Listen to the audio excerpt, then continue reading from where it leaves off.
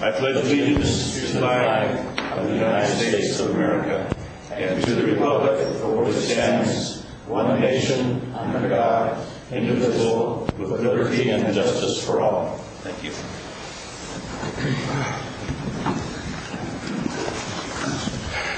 Today we have an addendum to the agenda, item 22. Oh, I see. That's not yet. Excuse me. Results of closed sessions held at the meeting of May 22nd, 2007. A closed session conference with labor negotiator under Government Code Section 54957.6, Assistant CAO, HR Director, Calaveras County Deputy Sheriff's Association, with no action taken. An additional closed session conference with legal counsel deciding whether or not basis exists for an anticipated litigation pursuant to Government Code Section 54956.9B2, County Counsel, with no action taken. This morning we have an item that we're going to request at this time to be placed on today's agenda. It'll require a vote by the board, and I'm going to defer to Mr. Mitchell, our CAO, to make an explanation of this need. Thank you. The Administrative Office, Human Resources, has just conducted a interview process for our General Plan Coordinator. We do have a candidate, and we would like the opportunity to discuss employment terms with the Board of Supervisors before we make an offer. So we're requesting a closed session to discuss those employment terms. Okay, very well. Any comments from the board before I ask for a vote? Let's have a closed session. I'll move the item. Okay. I'll second. All in favor? Aye. Thank you. Okay, this will be item 22 on today's agenda, closed session under Government Code Section 54957B. Excuse me, Mr. Chairman, I think I caused that mistake. There's an addendum to closed session item. Oh. Where is it? That is already 22. I put the 22 on there. I'm sorry. That should be 23. 22 or 23? We have an addendum closed session. Okay, addendum to the agenda. I see. Conference with legal counsel, significant exposure. Is that the one? That's the one. Significant exposure to litigation, one case pursuant to Government Code 54956.9, County Counsel. That'll be for board action. We just took the action, so there you go. No, that's a separate item. The item you just added will follow this one. So we voted on the urgency one, and this is in addition to that, so there's two. The urgency one is 23. Okay, that's right. This just a little typo, folks. Has everybody got that? If you do, come up here and explain it. Okay. So there's an addendum, and then and also the addendum we just voted on. There's two of them in closed session. Moving along to the consent agenda. Consent agenda items are expected to be routine and non-controversial. They'll be acted upon by the board at one time without discussion. Any board member, staff member, or interested party may request removal of an item from the consent agenda for later discussion. Board? I just wanted to note, though I don't necessarily want to pull it, item 10 did not have the budget transfer sheet, or at least in my packet. So the information's there. I just want to make sure it's there when the chair signs the documents. I'm sure Shirley is listening, so she'll follow up and make sure that's taken care of. Okay. Got it. And Maddie, you'll make sure it's in there before. Okay. Any other items that the board is considering pulling? Staff? Any member of the public? Any motion? Move for approval. Second. It's been moved and seconded. Approval of the consent agenda. All in favor? Aye. Any opposed? Motion carries on a 5-0. Move on to the regular agenda. This is the time for what? Time. This is my timekeeper here. Stand adjourned for 3 minutes. Gary.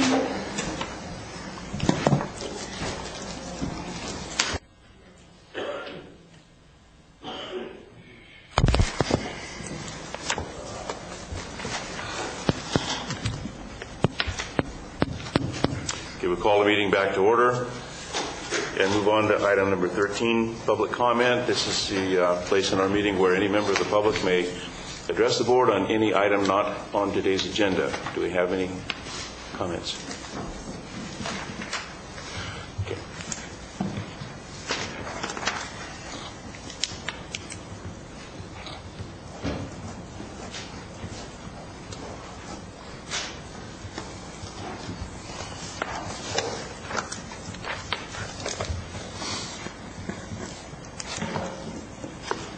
My name is Chris Williams. I'm an attorney in San Andreas. I have a lot to say this morning, and I hope you'll let me get through it all. I'm appearing again before you to express my concerns about the miserable state of the building department and the actions taken by the director, Stephanie Marino. I'm expressing these concerns on behalf of my clients, Ray Waller, Martin Redmond, who are no longer county employees.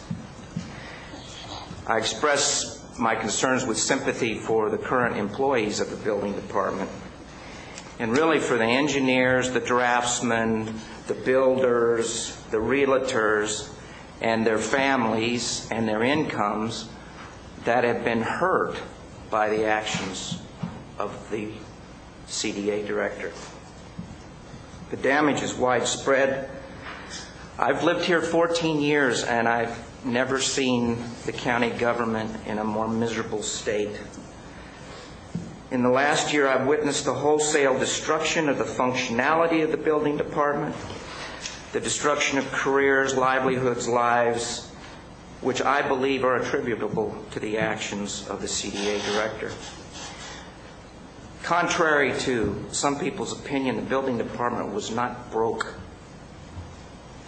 It wasn't broken when Stephanie Moreno got here, but it is now. I cannot think of anything positive that has resulted from the director's one-year tenure here. It has been daily chaos, one crisis and misguided action after another, and this has unnecessarily cost taxpayers hundreds of thousands of dollars. Problems have been created which are costing the county, and problems are being created which are resulting in a loss of revenues to the county.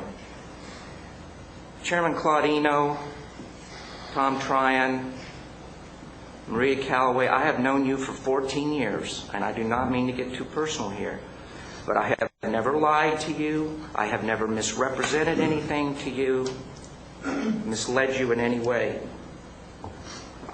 But every concern or criticism that I have brought to the board to date has been validated by the facts. Just a short list. The failing septic system scare. The director alarmingly reported that there were nearly 1,400 failing septic systems in the county in need of repair, casting a cloud over the capabilities and practices of septic contractors, septic designers, the on-site septic staff and management, past management, and creating a false impression in the public's mind. Ray Waller, for one, reviewed the actual data and determined that at most there might be 55 systems in need of repair over a 5-year period.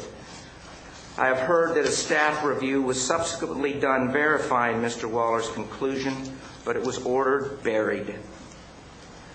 The septic setback issue. Apparently, years ago, a committee of engineers and regulators determined that there was no need to exclude septic leach lines from zoning code setback areas. Nevertheless, the director simply proclaimed the opposite, determining that a septic leach line is the same thing as a septic tank, thus throwing many construction projects and real estate sales into chaos and limbo. Do you remember the room full of people you had here on this issue? And now I see that there's an agenda item that's going to turn that around and go back basically to where you were, but it looks like the way it's going to be implemented is going to take 6 months or more. I mean, why can't you implement it on an interim basis like the legal access issue, which says you can't get a building permit unless you have a deeded easement or a court decree? That's another issue. You know, the county over the years has allowed the creation of thousands of parcels that don't have the strictly legal access as you now want to define it. I don't think this is true over in Amador. I don't think it's true in Tuolumne. It's created a mess in the real estate industry. The JAS report. You probably don't know because you probably haven't reviewed it carefully. And you probably haven't reviewed Ray Waller's dissection of it. And as I understand, there are other people that will be filing dissections of it. I thought there was going to be a study session on this. I mean, if you're going to base so much on that report and you're going to set the direction of the building department based on that report, you better believe that that report is accurate, and I can tell you it is not. It is unsubstantiated and unjustified. But you see, a real big problem here is a builder isn't going to come forward and complain. They're going to come before you and they're going to soft pedal their complaints because they don't want to be retaliated against. And all I can say to them, to paraphrase Ben Franklin, is you better hang together or you surely will hang alone. I know some people have had the courage to come forward despite managerial hostility. I understand that at least 9 employees of the building department went with oral complaints to HR, which were communicated to the board. An investigation was asked for and denied. So they put their complaints in writing, came back, and I understand county council felt that that merited an independent investigation, and that has been underway, and that it was supposed to be done by June 1st. And in these complaints basically were complaining of a hostile work environment and harassment against the CDA director. Now, I don't know what you're going to do with that report, but I would strongly urge that it not be swept under the rug and forgotten. I think that would be a very grim result. So I'm asking again that you consider the views of the public, the staff. I just don't understand how the people who have given their careers to the county, their lives to the county, can be ignored in favor of a person who's been here 1 year and created total chaos. And I really do, and I mean this is a whole new aspect of it, as a taxpayer, I'm not happy about it, and I don't think taxpayers should be happy about it. The county has hired outside legal counsel to defend its wrongful termination action, which is going to cost tens of thousands of dollars. They've hired outside counsel to conduct this special investigation of all these employee complaints, tens of thousands of dollars. They contracted with JAS for $50,000 for a lousy report. And then after terminating the number 1 and 2 officials of the building department and the department completely falling apart, you authorized $212,000 to bring in a private firm to try to fix things. And that's just for 6 months. And those guys are going to get paid, and they're a good firm. They get paid 3 times what a similar staff person would get paid. I don't know the amount of lost building department revenues the county has suffered as a result of this chaos, but it's major. And how many staff hours have been put in by administration and HR and county council trying to do damage control. You know, with the serious budget problems that the enterprise reported last week, I think every taxpayer in this county ought to be upset that some of this you have inflicted on yourself as far as the building department. I mean, you know, the latest thing I heard is that the on-site septic people and the inspectors are ordered to come back, bring their trucks back 2 or 3 in the afternoon every day. Now, I will guarantee you that they will lose 30 to 50% of their productivity, their ability to get inspections done. That means builders will be behind. Everybody will be behind. It makes no sense. It uses more gasoline. And I keep hearing this excuse that the building department, these county offices, building department, planning can't get new people because they can't pay them enough. I don't think that's the case. I think it's because the world out there knows about the problems in this county, and they know that nothing is being done about it. To conclude, there's some kind of double standard being applied here. I don't know what it is yet.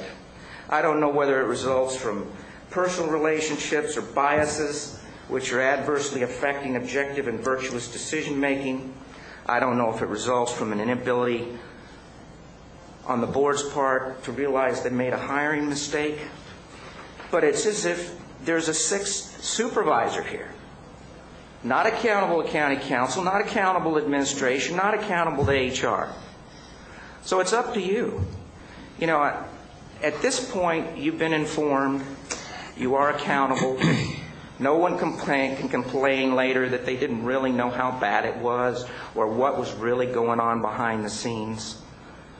The facts are there, and they need to be acted on.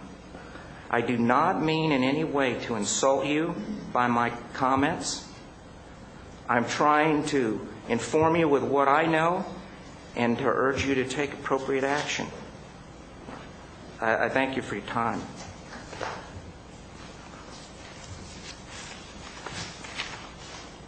Is there any other member of the public that wishes to address the board on something not on today's agenda?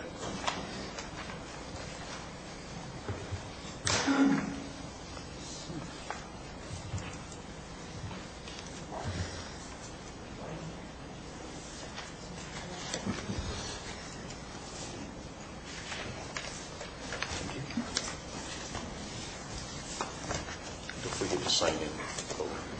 Don't forget to sign in.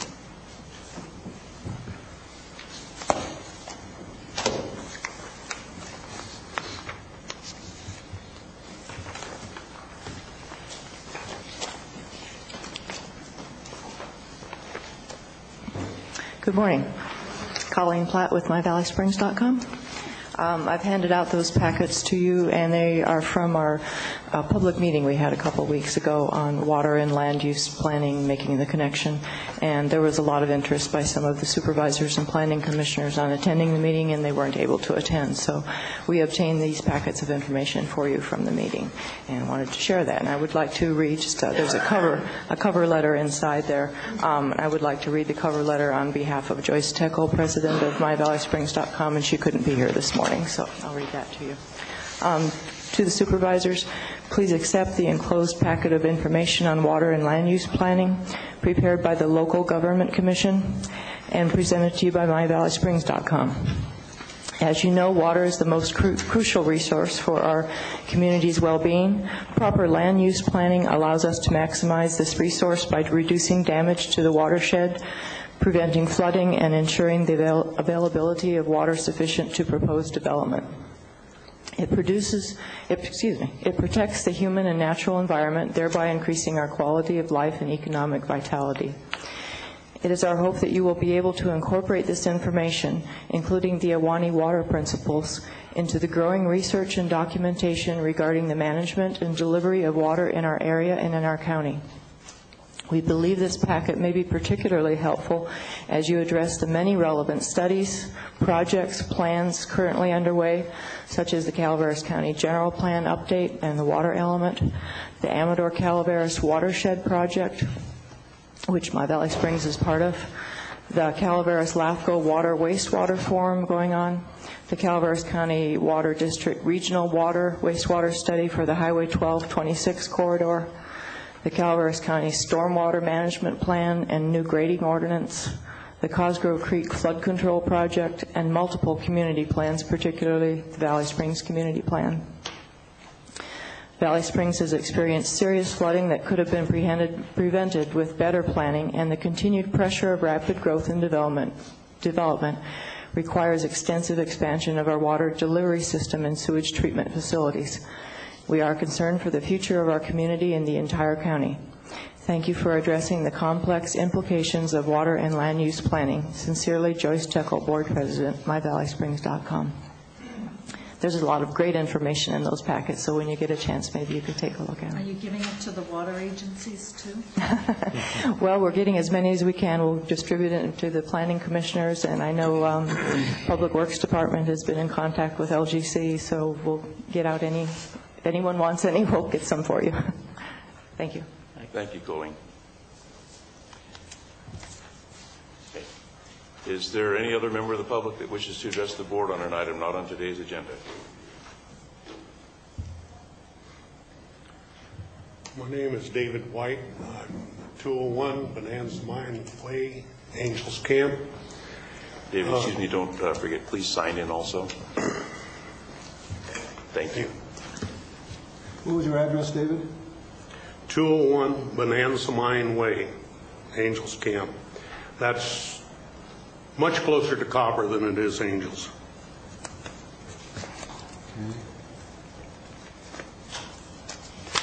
I have a concern over this predicament we find ourselves in with access. I own a piece of property. Been in the family since around 1912. There was a home on it for 60-odd years. And it's a 40-acre parcel. It's in a couple different, it's split into a couple pieces, but it's all in one 40-acre parcel. Well, this property's worth a lot of money right now. I got to look at that. I'm 74 years old. My son wanted a piece of it to build a house on. I come into the county here. I cannot even get an application to do a lot line adjustment. Something wrong here. I own that property. The state of California recognizes prescriptive easements. The U.S. government recognizes prescriptive easements. What is this county doing dabbling in easements? I got a piece of property, it's worth $500,000. I cannot give it away.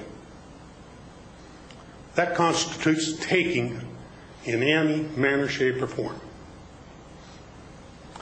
And I decided that I'd do a little investigation, how many parcels were involved here. I find there's thousands of them. In fact, Mr. Tryon owns a piece he can't get to under these circumstances. Now, I addressed this to Mr. Thomas and Ms. Marino at the meeting at the Saddle Creek, the general plan thing. Ms. Marino told me you people were going to address this today at this meeting. She suggested I come here. Obviously, you aren't. I don't know why. But people, we got to do something with this situation. But right now, you've taken my property. If you want to pay me for it, fine. Somebody's got to. And at that, when I discussed this with Mr. Thomas, Ms. Marino down there, I mentioned something about him having this thing on the counter over in the building department and in the surveyor's office. And she says, is that still there? Okay, well, obviously somebody was aware of it. They're gone now. I thought, fine. Maybe they got it resolved. I went in the surveyor's office, said, well, I'm going to do this lot line adjustment. What do I need? He says, nothing's changed. Now, I don't know who gave this order and who decreed that you could take my property. But I suggest somebody here at the board find out. Because it's serious. And like I say, there are literally thousands of pieces of property in this county that are accessed by prescriptive easement. And I think if you read the California law on prescriptive easements. They're very clear, very concise, and I don't know why the county is meddling in it anyway, because it is a civil matter between landowners. That's it. Thank you. Thank you, Mr. White. This issue, if I'm not mistaken, has been continued for 2 weeks from today for a study session, the time being for staff to prepare for the study session, at which time everyone will have an opportunity for input. That's going to be 2 weeks? Yes, I think. I heard yesterday it was going to be the 19th. That was the original scheduling. Well, this is a moving target. We can't even find out when things are going to be. I've told it the 5th, I've told it the 19th, now we're, what, the 24th? 19th. 19th. Thank you. Is there any other member of the public that wishes to address the board on an item not on today's agenda?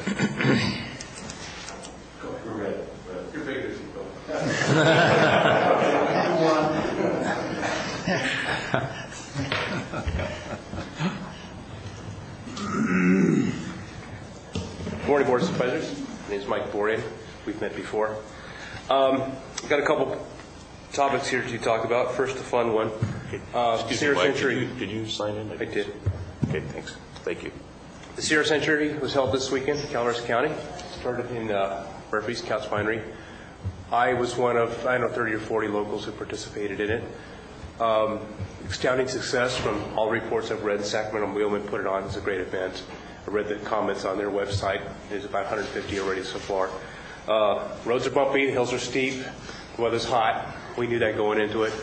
But to be honest with you, I was a little worried about this event, about my neighbors not being real tolerant of cyclists, and some of my cyclists not being very considerate on the roads. I didn't see any of that. I saw a lot of friendly waves and looked in astonishment that we're actually trying to climb Jesus Maria on a bicycle. If you guys can flatten that out, I'd appreciate it. What did I say, Mike? I know, you asked me what I was smoking. Anyway, that's a great event. The Sierra Century has been going on for 30 some odd years, and have it come to my home turf and the roads that I train on was fantastic. A lot of folks on the roads brought their lawn chairs out the end of the driveways, were waving. Next year hopefully they'll bring a garden hose to cool us off. But really good success. I don't hear of any mishaps at all on it. It's a real safe ride.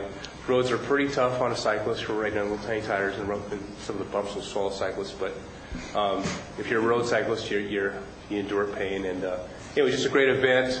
I hope we, as a county, support it. Brought a lot of folks into the county from all over the state and from out of state as well for this one ride. And it's going to be known as one of the toughest centuries in the state, which it is, because it was 12,000 feet of climbing in the.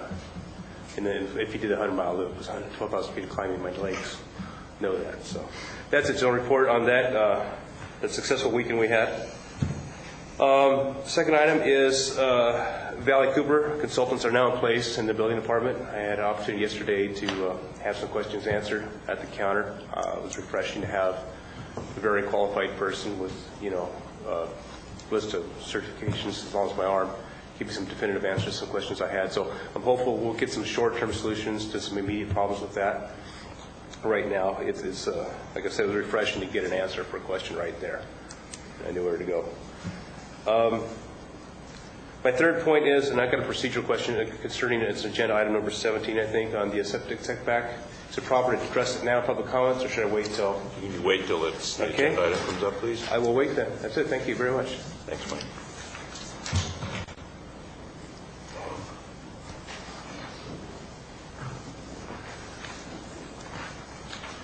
I've signed it. My name is Art Roberts. I have property at Sky High Ranch, address 1294. We've had an ongoing problems up there, as everybody knows, for the last 3 years. Well, I had occasion it seemed to bubble up this spring. We've had to find departments in the county. Public Works, I think, has done a fine job with all the tough conditions. They have set policies, and for some reason, those policies can't seem to be enforced or aren't enforced.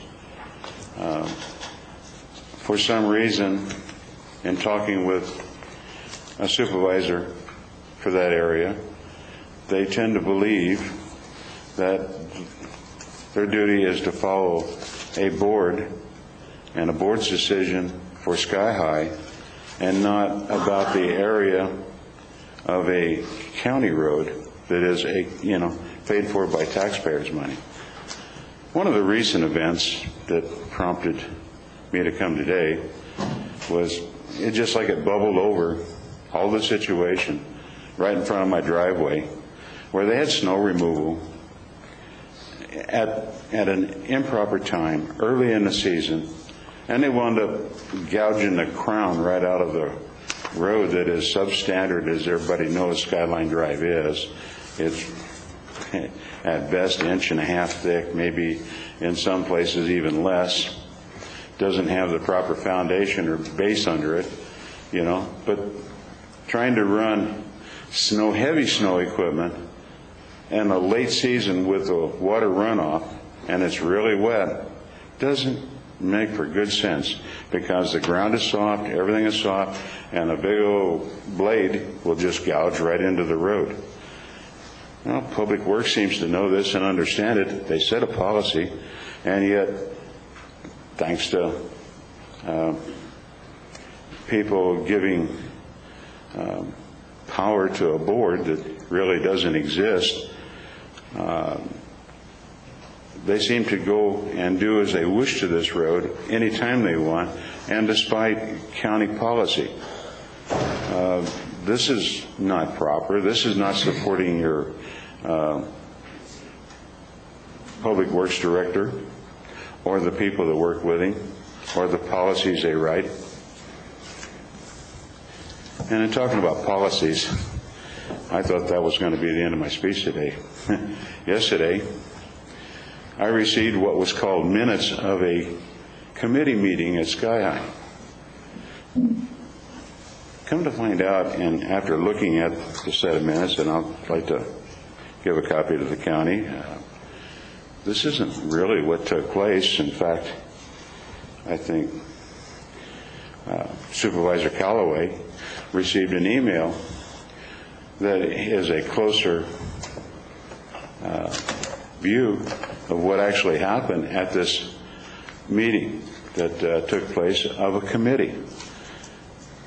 The board up there the board at Sky High, that is, has conjured up, made up false documents here like it's coming from this committee. This is false representation to you. It's not representing the views of Sky High members. It is an attempt to deceive you. I don't know how you feel about that. I think there should be some laws against it, because this is a willful attempt. This is not just by accident or somebody believes one way, somebody believes another. These issues that they present have nothing to do that went on in that meeting, and they claim that they did. The issues at Sky High have been ongoing, as you know, for 3 or so years, 3 years or better. The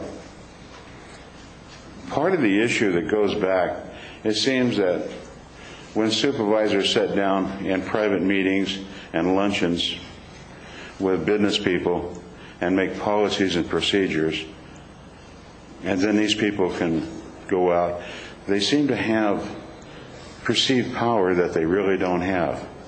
And if you read these, and I really, really hope you do, you're going to find there's infringements on rights. There's things that the board in here has no legal right to tell somebody when they can ride any place they want, whenever they want, and they're infringing upon people's rights to go between cabins. They're trying to make snow officers that if they don't like who you are, then they can fine you. And as a homeowner associations, they can take these fines to a court or an attorney, create high bills, and create more controversy. And they ask you to sign on to be part of this. Please read it and understand everything about it. This has nothing to do with snow removal, road closures, and the things that should be addressed by the county. It is a county road. Thank you. Thank you for your comments. Is there any other member of the public that wishes to address the board on an item not on today's agenda? Bill, if I could offer a comment for the gentleman in the audience. I know you're frustrated about the easement issue. Our office sets the Board of Supervisors' schedule. The Community Development Director had actually asked for that issue to be heard earlier. Our office made a decision, because we have budget hearings this afternoon, to move that to a future date. The original date that was talked about was unavailable due to some members of the staff who were out of town on that day, so it was rescheduled. So I just wanted to tell you that we're sorry for the confusion. It's not a deliberate attempt by the county to keep it from the public. It's a matter of scheduling that our office does for the board. So I apologize to you for all of that confusion, but we will be hearing that soon. Thank you, Tom. Okay, we'll move on now to item number 14, discussion and possible action regarding a resolution declaring the month of June 2007 as Hunger Awareness Month. This is presented by the Community Services Program HRC Food Bank. Good morning. Good morning, Billy.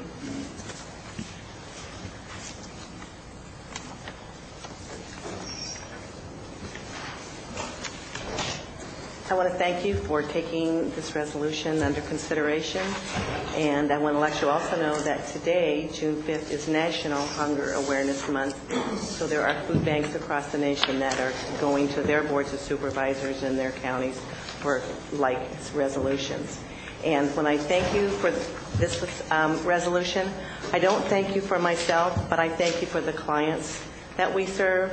I thank you for the young single father of 5 children, oldest one 10, youngest one 5. 4 of those are girls. That'll make your day spin.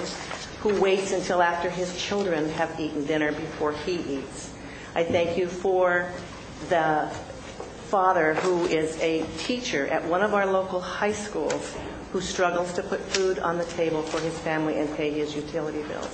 I also want to thank you for a senior who comes to our office and looks at me and says, "There's not enough money in my budget to buy food. I couldn't live if it were not for the food bank." We want the county to know that there are people in our county that struggle every day to put food on the table, and they are working families. So thank you very much. And if you have any questions, I'm always available. Thank you. I look forward to the day that I don't have to come to you, that there is no one in need in this county. So I'm going to do the Miss America thing, you know. I want to end hunger in Calaveras County.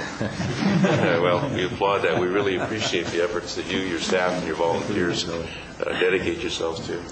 I'd like to, Go ahead. like to move adoption of the resolution declaring this month as Hunger Awareness Month. Second. It's been moved and seconded to adopt the resolution. All in favor? Aye. Any opposed? Billy, thank you for making it Calaveras oriented. I've used the information already. Okay, item number 15, discussion of possible action regarding accepting bid and authorizing purchase of 5 2008 International Commercial Petaway buses for West Coast Corporation in the amount of $722,070.40. I move this item. Second. It's been moved and seconded. All in favor? Wait a minute. Let's have a little discussion, Mr. Chair. Go right ahead. I am not in favor of this motion. It's absolute insult to the citizenry to be spending more money, $750,000 basically, or $150,000 a bus to put into the transit system. We should be putting money into roads. Just running more empty transit buses around, or almost empty transit buses around on lots of runs that should not exist. is really a sort of theological purity test for a bunch of environmentalists that makes absolutely no common sense at all. It's an absolute abuse of our fiduciary responsibility to spend money wisely and to have something to show for the money we spend. This is just sort of the furthering and the increasing of the amount of losses that we would absorb in the transit system, and much of those losses come from money that would otherwise go to the county roads for a system that is used by very few county residents, and most of the buses and most of the routes, quite frankly, don't meet a 10% fare box recovery ratio. I don't know why the board has adopted, or the board hasn't adopted, but I don't know who adopted, quite frankly, at 10% as the fare box recovery ratio. Apparently that's a discretionary item. Nobody's ever brought it to the board to have an adoption of that. So we pursue a policy where if we lose 90%, 90 cents on every dollar, that gets defined by the theologians on the board as a success, and I think that's an absolute absurdity, so I'll be voting no. Well, having dealt with Supervisor Tryon on this issue over the years, I hope my colleagues will vote for it. We need 4 votes. This is a service that's provided to people that Billy just discussed with us, who used the food bank. When we had our last public hearing on it, it was people going to school, people going to work, for medical appointments, for food bank issues. I know residents in the Ebbets Pass corridor that use it. No, it might not be full like a bus in San Francisco, but it serves a part of our population, and I appreciate the work that Public Works has done to make this asset service the needs of the community. It's no different than our jail, which also services the need of a very select minority in the county. It's the cost of doing business, and I think it's... Well, I'll give a quick response, and that is that before we had a transit system, everybody went to school, they still went to work, they still went to their medical appointments. There was no outcry for a transit system. That came because the Board of Supervisors and county government staff decided that they wanted to have a transit system because that's part of their theological purity test for the environmental movement. Is transit is good, cars are evil, and it doesn't matter if anybody rides the transit system. People are just ignorant and uninformed if they don't ride the transit system. So let's just run empty buses and lose as much money as possible. The comparison to a jail is absolute nonsense. Just about everybody in the population benefits from the jail. We put them in jail so that the rest of us don't have to suffer additional crimes. We're not really putting them in jail to benefit themselves. We're putting them in jail to get them out of the general population, so the general population will be safe. Well, Supervisor Tryon and I will continue to argue this issue this year and in future board meetings regarding the transit system. I'd like to call for the question. If I might be permitted to comment before we vote. There's 2 points. One is that while Tryon is right that we need to repair our roads, as a number of bike riders have just commented apparently on, this is money that can't be spent on that. We're not making a choice. That's not true. We're not, well, there seems to be more than one opinion on that. No, there isn't. We've had it. Even Ross. Let the supervisor I might be I listened to a number of things I found equally provocative. Blatantly inaccurate. Well, Tom, come on. My view of your position on this is that much of it is based in inaccuracies. My point that I think is most essential to this is that almost the entire rest of the world has figured out that transit, we gave up on our railroads in this country. We gave up on a number of things through a process that was a series of bad decisions based on lobbying for individual transit based on fossil fuel use in private cars. Most of the rest of the world has figured this out. As energy prices rise, we as a country have not come to grips with this yet. We're just beginning to. The consequences of our bad decisions on this has led to this kind of philosophical divide and debate. But until we commit ourselves as a people to a different way of getting places, a more efficient way of getting places, we're going to continue to get ourselves in trouble worldwide and be the last country to be the most wasteful people on earth. And I think we've got to take a look at this as a foothold on the possibility that we might yet get it right. I plan to vote yes for these buses. I don't see a legal alternative, by the way, to this expenditure. Tom disagrees with that, but that would be worth getting a legal opinion, I suppose, from the state if we need to, again, because we already have. Well, every time we get it, we find out that no, we can. The LTF funds can stay with the roads if we don't meet the unmet if we're not in violation of the unmet transit needs, the 10%, and we aren't. We haven't made 10% since we had the beginning of the transit system. I call for the question, Mr. Chair. Well, just one other thing that Steve said, that we're the most wasteful nation on earth. That's not true. We're one of the most energy efficient nations on earth. We are extremely efficient. Well, we're just... You go look at the third world if you want to see inefficiency. We're not inefficient. Tom? That's why we have the strongest economy on the planet. Is there a motion? Could I make a comment? Is there a motion and a second? On the question, I'd like to make a comment. I am very much in favor of this. I like the fact that the statistics show clearly that the most efficient routes go from various points in the county to Columbia Junior College. I think that the fact that people are availing themselves of the system and going to school, and that they'll be more productive and productive citizens for our county, and I very much applaud that. But I will withhold my vote in favor of it unless I'm assured that the bus is being purchased for Copperopolis. All right. It's been moved and seconded to approve this resolution. All in favor? Aye. Any opposed? No. Carries on a 4-1. I'm going to take a 5-minute, well, let's say a 7-minute recess to... Thank you, Rob. To allow preparation for the public hearing that's coming up. Back to order.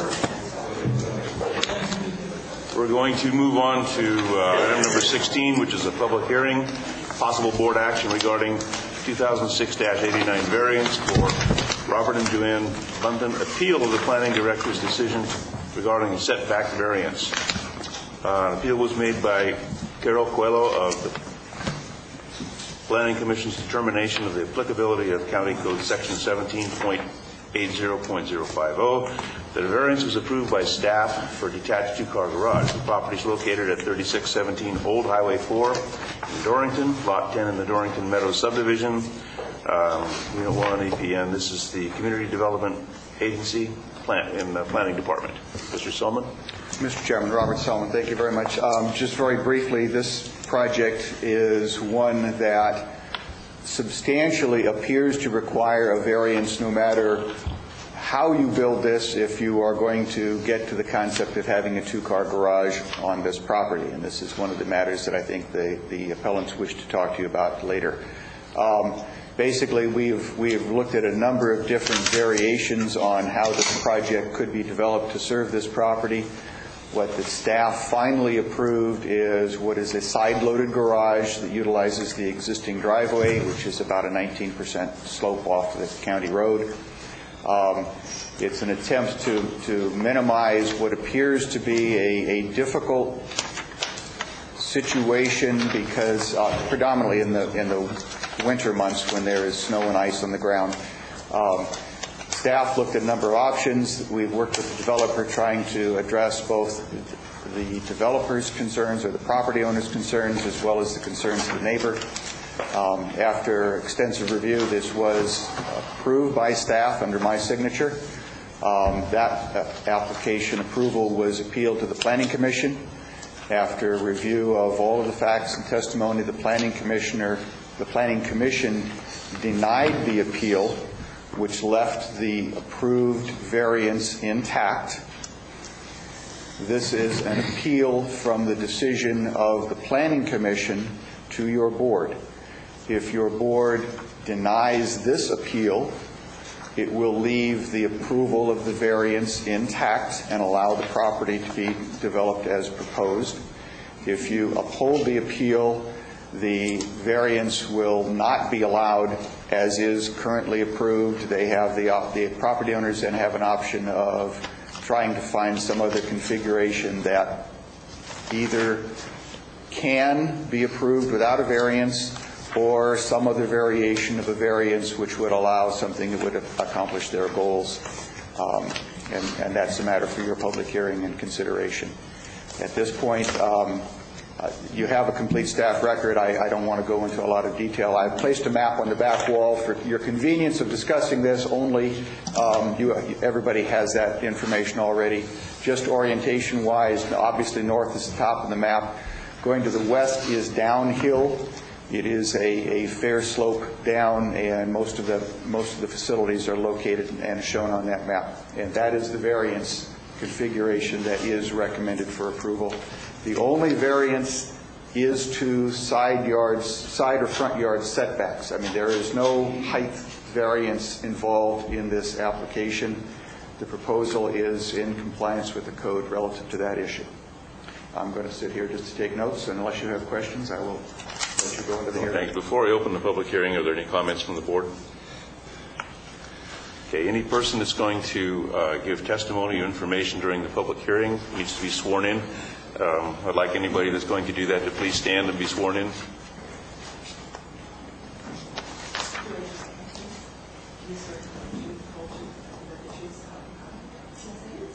Okay, the public hearing is open. I don't know who goes first here. Okay. State your name and sign in, please. Okay. A little nervous. My name is Carol Coelho. I am the one who has filed this appeal. Could you talk a little louder? You can hold that. I wish I could be taller too, but I can't. I'm here on behalf of myself and the original owner of my house, Rebecca Dorrington. Some knew her as Reba.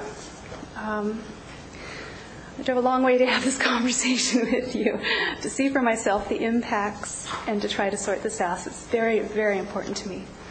I wish I were here under better circumstances. But while I'm here, I'd like to thank you for the opportunities I've had growing up in Calaveras County. I rented this little coach house from my neighbor while I attended Columbia College. Yay! And while I put myself through Berkeley in the School of Architecture by teaching skiing to the disabled at what was then Mount Reba Bear Valley Handicapped Ski School on the weekends. I have since been licensed in both California and Colorado, and I'm proud to say that I'm one of the few architects specially qualified in historic preservation. I still teach skiing to the disabled. I work really hard to keep this little house that I love so much. Millions of dollars are granted annually for preservation efforts that are integral to tourism and economic well-being. I was very happy to hear that Rebecca Dorrington's property was recognized as fundamental to the new Highway 4 scenic designation. I had hoped to live in my house this year to spruce things up a bit and make good on my promise to take care of it.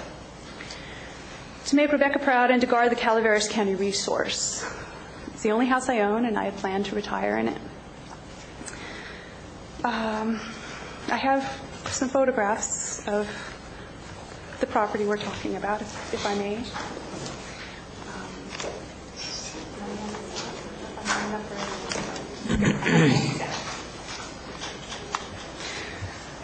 Along came this notification from my new neighbors from the LA area that they're getting a variance from the county and intend to clear cut the entire 30-foot setback of this adjacent property, 14 or so trees, one being over 8 feet at the base. So they could build a very large 2-car garage and shop in the established setback at the base of an incredibly steep driveway. I realized that what was proposed requires turning from this driveway, would physically not work and was poorly designed to suggest that it would. I wondered why they didn't just enclose the spot they already park in on the south side of the house. It would require possibly one tree to be cut. I immediately called the Buttons to see if I could come up with a more appropriate location, as there clearly are several. This was not received very well, to say the least. I asked Mrs. Button to please send a copy of the survey she claims to have to the planning department for their review. I was met with incredible hostility by Mrs. Button and told that the planning department had already approved it. She didn't have to send them anything. Take it up with them. This was back in February, Saturday, February 3rd. I thought this can't be possible. It's so clearly in violation of so many codes, both state and local, and quite frankly, not even legal. Planning doesn't have a survey. Planning hadn't had a hearing required by State Code 65905, and I thought, isn't it the planning's responsibility to enforce these codes? How can this possibly be? I really still don't understand why this is. So, looked a bunch of stuff up for you, hopefully make your decision a little bit easier. And part of that is Planning State Zoning Code 65906, which I had sent to the Planning Department, and it's on page 50 of this tender little packet that they put out for you. I don't know if you've read that, but I'd like to read it to you again. Please bear with me. State Zoning Code 65906. Variances from the terms of the zoning ordinances shall be granted only when, because of special circumstances applicable to the property, including size, shape, topography, location, or surroundings, the strict application of the zoning ordinances deprives such property of privileges enjoyed by other property in the vicinity, and, this is the important part, under identical zoning classification. Any variance granted shall be subject to such conditions as will assure that the adjustment thereby authorizes shall not constitute a grant of special privileges. That's another important part. Inconsistent with the limitations upon their properties in the vicinity, et cetera, et cetera, et cetera.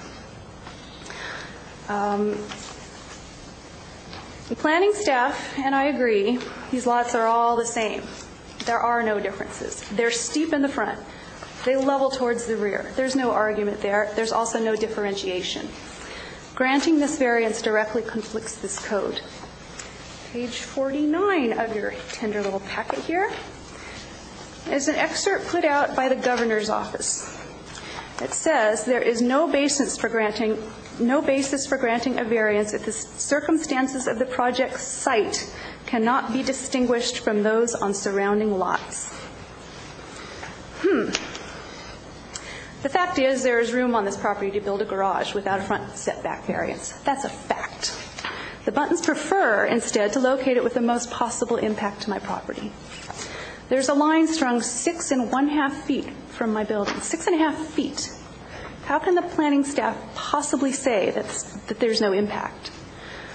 That's within the side yard setback established by law. Has the staff not looked at this? My home is passive solar designed. That's how they did things back then. There's not even a survey in the file to verify the placement of this proposal. The Buttons refused to supply it. The Buttons refused to minimize the size. State law requires documentation of factual findings. This is on page 24 of your packet. They require documentation.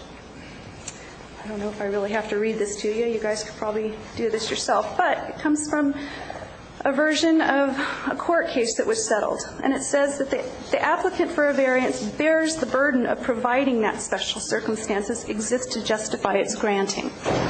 The applicant should be bearing this burden. Special circumstances have not been proven. Neither one of these variances should have been granted. Well, they refused to compromise. There's still no proof. They've had a year. There's no survey. There's no physical basis, no physical factual basis for these findings subsequently presented by the staff to the Planning Commission. So I phoned the staff on February 5th and spoke with a gal newly promoted to Planner 1.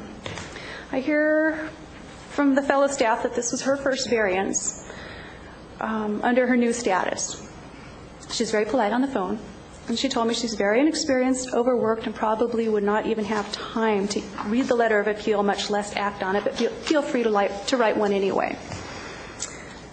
I replied I would try to make it as easier on her as I could by providing a list of the code violations. Could she please send a copy of the plans? I sent my first letter listing 10 concerns of contradictions of the established codes and listed 3 other options for placements without this variant. You'll find this letter dated February 6th on page 71 of this packet, if you want to dig through. Don't feel like you have to. The second letter is on page 23 of this packet. It took 5 weeks for these plans to be mailed. I received them after the staff decided to approve the variance. I probably would have had more concerns had I actually seen the plans before that. I guess I'm still naive in thinking the planning department is supposed to enforce this code and not just ignore it. Can people just build whatever they want without documentation in this county nowadays? Not according to the state. I proceeded to write letters and various emails asking why these things had not been properly addressed, and they're buried in this packet somewhere. I'll summarize for you. The proposed oversized garage will not fit on this location and meet current codes, and there's no basis to allow for it. Shaylin Stratton, Planner 3, wrote in the job log in 2006 that this is an incomplete application. And I see that job log was not included in this 70-some-odd page packet that I have. Evidently, maybe you guys have it. I have copies if you'd like to read that. She's absolutely correct on that. This application should not have even been considered without a survey by someone with a license and a proper grading plan. It's written in this job log that there's no support for these findings. That's true. There is no support for these findings. Why was this allowed to be reversed? This was written in December. The property hasn't changed. Just the personnel has changed. There's no basis for a fact without a survey. Everything becomes hearsay. Everything becomes hearsay. Rule number 1 of keeping things out of litigation requires site and grading plans that have a stamp from a licensed engineer or surveyor. The person who prepared this plan does not have a license, and the drawing presented conflicts substantially with what is shown on the aerial photograph I got from your own surveyor's office. I have a copy of that here as well if you'd like to look at that. There's a lot of mistakes on that drawing. There's no accountability for the errors on this drawing. His wife works for the building department. This is the same office that Ms. Cathin works in, the gal who approved this variance. It's not proper, but it's a fact. The height's also incorrectly presented by staff to the Planning Commission. It's not a maximum of 27 feet. There's no grading plan or threshold elevation. There's no way to tell what the maximum height will be. We don't even know how they're going to regrade this lot after they clear cut it. It's continuing to present the Planning Commission and to you things that are erroneous and unfounded. Perhaps they didn't have time to check the actual facts. Please don't let this fall through the cracks. I understand that your planning department is overburdened. That's why I came to speak with you and answer any questions. So let's look at the findings you have in front of you today. Finding number 1, I verified with the applicant that the septic tank has been located. Where is the documentation of that? There is none. It is hearsay. County records indicate a different leach field location than what is on the applicant's plan. Is this improper representation or just error? Has the improperly represented leach field been located yet, as I've requested since February? No. The professional opinion of the on-site sewage division. At that point, Ms. Cathin was maintaining that the lot is 50 feet shorter than it actually is. 50 feet. It's in that 50 feet that would house an expansion field. The only actual documentation of verification is a no-comment letter from Environmental Health. Asking for verification after the variance has been granted is not proper procedure. It's bolstering an improperly informed decision after the fact and cannot be legally accepted as fact. The existing shed is a portable variety, not on a foundation, and can be easily relocated to accommodate a garage behind this house. There's no permit for the shed. There's no reason for it to be a deciding factor in the location of this garage. Finding number 2, I don't argue with the right to a 2-car garage. I argue it should be placed within proper setbacks and a variance should not be granted because there is room on their property to be more appropriately located elsewhere. Finding number 3, completely misquotes section 17 bos6507.30.30. Ms. Cathan states that it says that the minimum for tandem parking is 21 feet by 40 feet. This is not true. The code says, in fact, I bought you a copy of that code, a typical tandem parking area for 2 vehicles is 9 feet wide and 40 feet long. There's at least 18 feet by 50 feet, and the Buntons already park there. Just roof it. There's room left over. There's no turn involved. I see my letter outlining this error was not included in your packet either. You have a photo of that space. They're parked there now. They usually park tandem there already. I just don't understand why you just don't have them roof that area. Let's talk about the turning into the garage required by your planning staff as an alternative to what the Buntons had actually proposed. The turning radius on my little Jeep is 35.5 feet.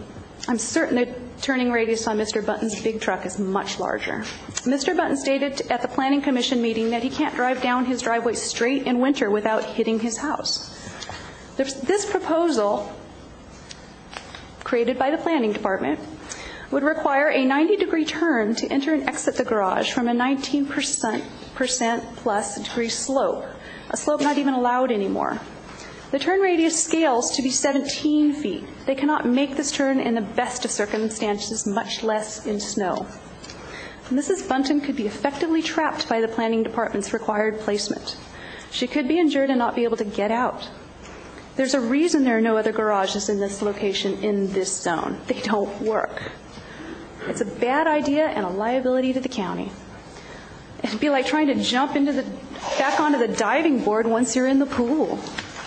There's no accountability for this, and my property is being severely impacted by this decision of a staff person who has reversed the proper decision of a more qualified staff person. There's no documentation of any of the verifications supposedly acquired by Ms. Cathan. The documentation that Environmental Health has looked at it is dated in 1979 and shows the leach field in a different location than that shown on this plot plan. I doubt the location's changed. Staff has repeatedly misrepresented the size and the lot in the codes to justify these erroneous decisions, and then been allowed to modify their findings after the fact. Everyone is entitled to a mistake now and then. I appreciate Mr. Selman's effort to back up his staff's opinions, but this is a significantly negative impact to my property and to the county's historical resource. Significant. And I ask you to please make this right. The Planning Commission was unaware of these further misrepresentations until after they approved a motion to deny my appeal, effectively tying their hands while staff revised their findings and would not allow me or my attorney to inform the Commission of the errors prior to their taking action at the May 3rd meeting. This is highly improper procedure, as pointed out by my attorney. I was encouraged by a Planning Commission member to bring this to your attention. Why didn't staff use their discretion to require documentation as mandated by the state, instead be allowed to take it upon themselves to redesign the Buntons' application and require the Buntons to build it in a location that may not be accessed in winter? This just creates more problems for everyone. I naively thought that I would save the Buntons thousands of dollars in building costs of a garage they won't be able to access, and I will have the burden of looking at. Instead, I have turned into a bad guy for trying to reason with your planning department. My character was attacked in the Planning Commission meeting, and I was unable to defend myself. Lies were told about phone messages that never happened, and errors and uninformed opinions were accepted as fact. This is just rude. It's just plain rude. Please do not allow this variance to stand. It's not what the Buntons asked for. It severely impacts my property, and it makes the Board of Supervisors liable for any problems the Buntons encounter in not being able to access their garage in winter because the location was required by your staff. I don't even believe this is legal. And here we stand on the brink of litigation. This is not unprecedented. It has been decided in court before in favor of the appellant. Litigation would not be the most productive solution to the Buntons' desire for a garage. It would be expensive and time-consuming for everyone involved. So I stand here with the law on my side and ask you to please deny this variance. Or at the very least, incorporate language requiring minimization to 20 by 20 feet, 1 story, less than 17 feet high from the existing grade. It's only fair to do so. I thank you for your time. I'm sorry to have to burden you with this. I tried very hard not to have to bring it to this point. And if you have any questions, I'll be happy to answer them. I have a question. I understand you're challenging the findings and all that, but just very succinctly tell me how you feel that the granting of this variance would severely impact your property. Well, my property is adjacent, Rebecca's property is adjacent to their property. Okay. There are an awful lot of trees there. Very nice old trees. I don't know how old. But they're certainly older than me and probably as old as the property. And these people plan to clear cut those trees. That's only one part of it. The significant part of it is that they're going to build a very, very large, oversized structure there. There's no height limitation, according to your planning department. This will entirely obliterate my solar exposure in the mornings. There's going to be a shadow cast on my property. I had hoped to later I do a lot of solar design. I had hoped later to do an active solar system in this property, and the morning sun is the most integral part of that. Yes, there are trees there now. There are tree trunks. There's still a lot of filter light coming through there. If this is built, it will be a huge shadow on that part of my property. 6.5 feet away. Part of a significant part of my argument is that drawing is different than what you have in your surveyor's office. The location of the house is different on that drawing than is on your own records. There's no survey. They haven't even provided a licensed surveyor to say this is where the house will go, this is where this garage will go, and you have a licensed architect here saying it will not work. So please don't allow it. They've got other places they could build it. They could roof where they have. I mean, they park there anyway.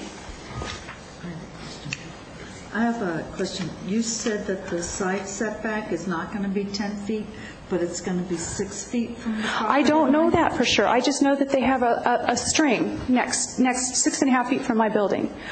I don't know if that's what they did. I don't know if a surveyor did that. We don't know because we have no record of it. There is no documentation of why that string is there. I just know that it's there, and they would know that it's there as well if they had gone up to visit the site. Well, my understanding of the variance that we're considering here is that it's a 9-foot variance. Is there a dispute about that? Can I respond to that? The variance is for the front, not the side. Okay. But what I'm hearing her say, it's a 6-foot, not a 10-foot. We don't know. There's a significant difference between, then it would be a variance, a side variance requested also. Right. I'm trying to figure out whether we have two rather than one issue on the setback. Can I respond to that? Yes. The Buntings didn't ask for the variance that your planning department has approved. The Buntings asked for I believe it was a 5-foot variance, or 10-foot, whatever it was. The first variance they applied for was substantially less than the variance that your planning department has taken upon themselves to grant to them. The variance that they originally applied for, I actually have a copy of that. I don't know if you want to look at that. It basically just moves. It's in our board packet. Okay. But that one had the doors facing, the doors to the garage facing the byway, and there's no room to pull in and pull out. I looked at that variance and thought, these people probably don't even know what they're looking at. I should probably call them and tell them it's not going to work. Hire someone who can make this work. Hire an engineer who can design something for you that will actually work on this property.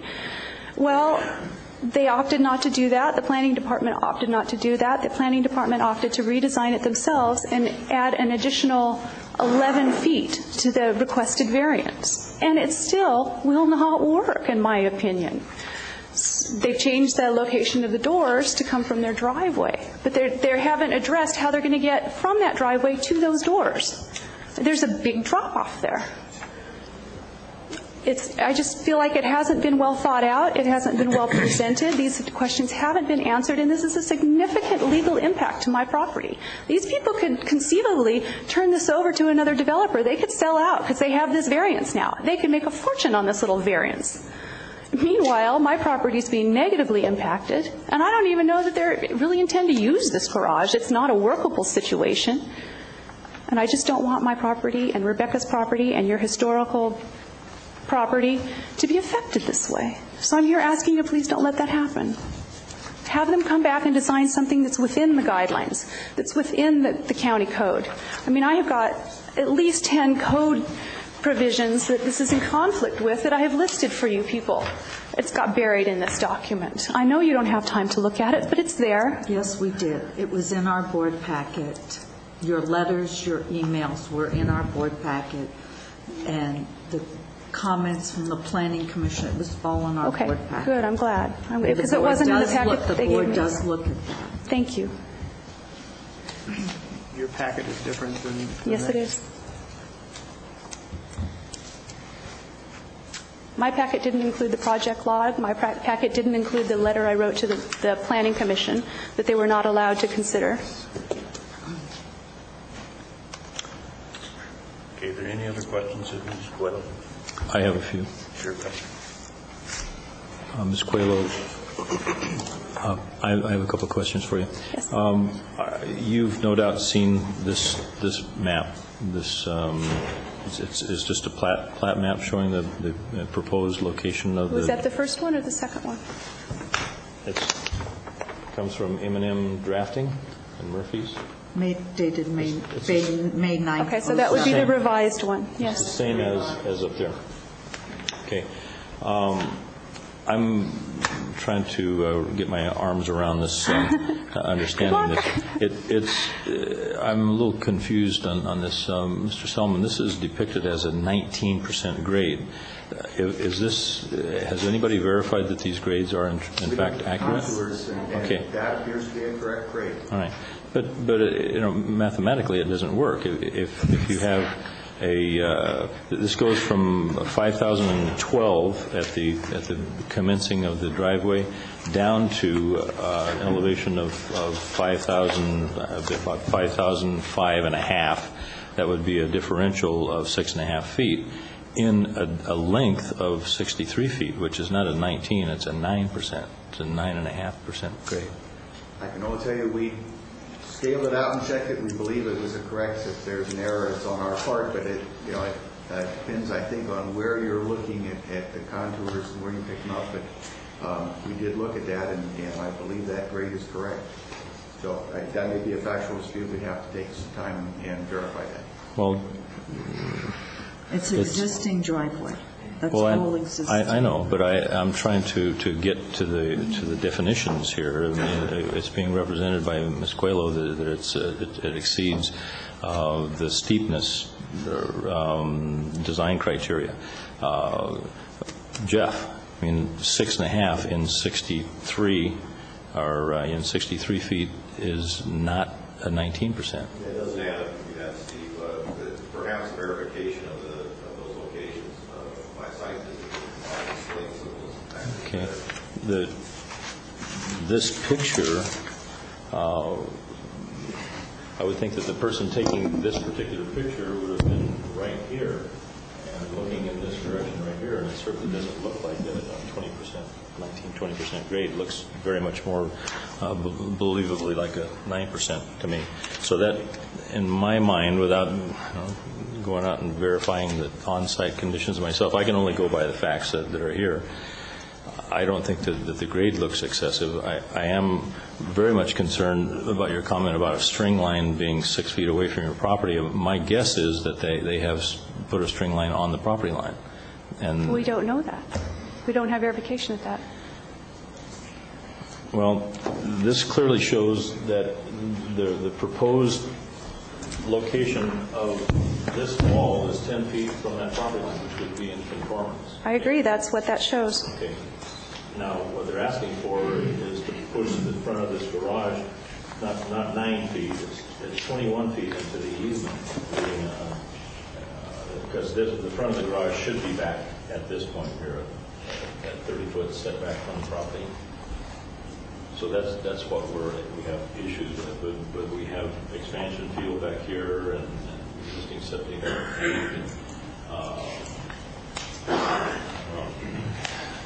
May I address that? You're describing a situation that I don't think exists exactly like you're describing it.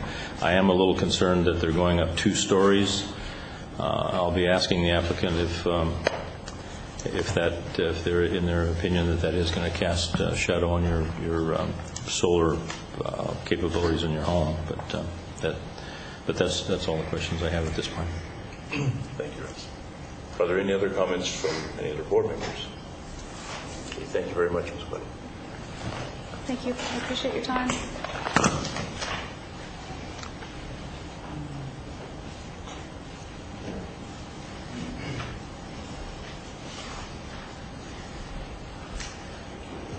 Good morning.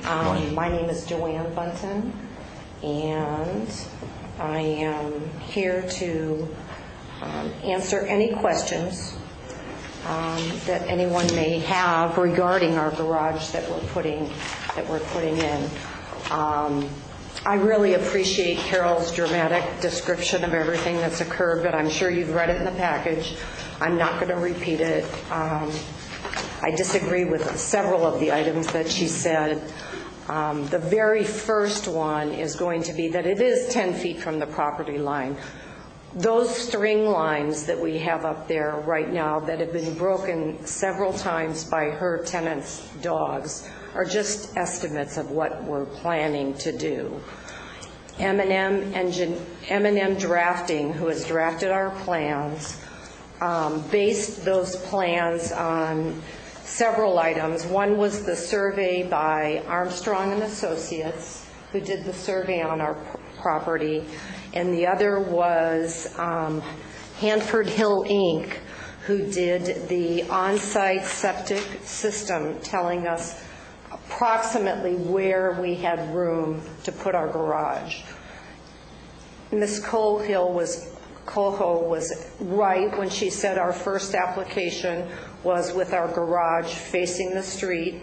It was just our first time trying to go through this exercise. But we changed our garage entrance and our original setback application to appease her, not hurt her. I know she has stated that her house is historic. I find no evidence of it being filed as a historic house, and I know that's not an issue here. We're only here for the setback variance. We're not asking for a second setback side variance. We're just asking for the setback to place a two-car garage so we can park our cars in the winter. We are full-time residents. During the summer, we can pull down our driveway. Both of our cars are four-wheel drive. We slip and slide if we haven't blown all the pine needles off. It sometimes makes it difficult even during the summer to get up the driveway. During the winter, it is virtually impossible. We cannot. We would be stuck there until the spring. We have been cited for parking on the street because of the snow clearance. So that was last year. We started this application in June of 97. The other thing about code compliance, it's our understanding from 5 of our neighbors in our area that there is a addition on Carol's house that was added about 6 or 7 years ago without a permit. So I'm not exactly sure why she is being so hostile towards us. We're clearing trees that are beetle infested. We have Finn's Tree Service and Logging Company that has come in. We have beetle infected trees that are 4 more than we had last year. So it's spreading through our property. So we also have a beetle problem going on in our area. But the sun rises in the east, and by clearing those trees, we are making more available light for Carol's house, future solar house, which it is not a solar home right now. Actually, I filed a compliance complaint against her because it was a hazard. It was becoming a hazard as far as the cleanup is concerned. And they've actually done a pretty good job cleaning it up. They really have for tenants. Secondly, or lastly, it is only a 1-story, 2-car garage. We're trying to make the roof of the garage somewhat similar to the house, so they are, we don't have a flat roof and on our garage and a pointing roof on our house, which we have replaced this past year. We put on a brand new roof on our house. Carol's roof was covered with blue plastic this past winter because it is a flat and there's nowhere for the snow to go. So we're trying to make that roof agree. And secondly, it's only for storage. Several, if you know anybody that lives in those meadow homes, there's no storage, there's no closets, there's no room for anything like that. And it's not going to be a machine shop. My husband was in a major head-on, near-fatal motorcycle accident last July, and the last thing we are going to put in that garage is a machine shop. So I'm not really sure where she's getting some of her information from. But we are trying to work with M&M. We are trying to work with the planning department. We have done everything. Her attorney actually called me an idiot in the April 19th hearing because I hand wrote the application because of a nerve disease I have. And he actually made fun of the handwritten note, which I found very offensive, very, very offensive. And Mr. Williams here did represent Carol at the April 19th meeting. I'd like to hear that. That's not true. Yeah, you did. You said the All right, let's get back to the point here, please. Yeah, but so we're trying to we're actually asking you to consider the stance of the planning department. They worked very hard on this. It's not that we are within code on everything. We are not trying to be out of code. We are not blocking her view. Her current view right now is into our bedroom. So that's all I can tell you right now. If I took a picture outside my bedroom, I would get Carol's front porch. So that's all I can say. I don't know if there's any more questions. Have I touched base on everything? Can we swear to my husband for 1 minute? Huh? Okay, I'm covered. So, and I don't know why she doesn't have copies of the on-site inspection and also the Armstrong Associates and the Forestry Department's letter that says they agree with everything Dave Finn is doing because of the beetle infection that we have going on in our trees that we're trying to stop. So if you have any other questions, I don't know if you do. Any board member have questions of Ms. Bunton? Ms. Bunton, you did have a survey done of your property? We did, lines by Armstrong and Associates. Correct, in Murphy's. Mm-hmm. Okay. Mr. Selman, have you seen that to confirm? That was in February 26th. That's when we started this. I don't believe I have a copy of the survey in this file. I have not seen that. It may be elsewhere, but I don't know where. I don't have an extra copy. I don't believe it's. But if we can get a copy, you can definitely have it. Your property corners are marked on your property. They've been marked. They were the same. The color tape is a little bit different. One's a little darker, one's a little lighter, but they're the exact same pins. Okay. So if you take a string and you run it from one pin to the next pin, it clearly, actually there were logs laid that looked like they were trying to push. We've owned the property 5 years. They were trying to push the property line. We have cleared those logs. We have since cleared. And I don't know if it's Carol's parents that are riding by and taking pictures, or I'm not sure exactly who's doing the reporting. I just want to make sure that your property pins have been noted by Armstrong and Associates. Maybe you could give a copy of the survey to no problem. Mr. Williams. No problem. I'm assuming he's the then to Carol. Please, no problem. Thank you. I don't have an extra copy. When you get a copy, please, okay. Because that seems to be a concern of your neighbors. Okay. And Hanford did confirm the location of the on-site septic. They did. Okay. And that was in And we did send this into the planning department, so actually it was with my application. Right. Okay, thank you. All right.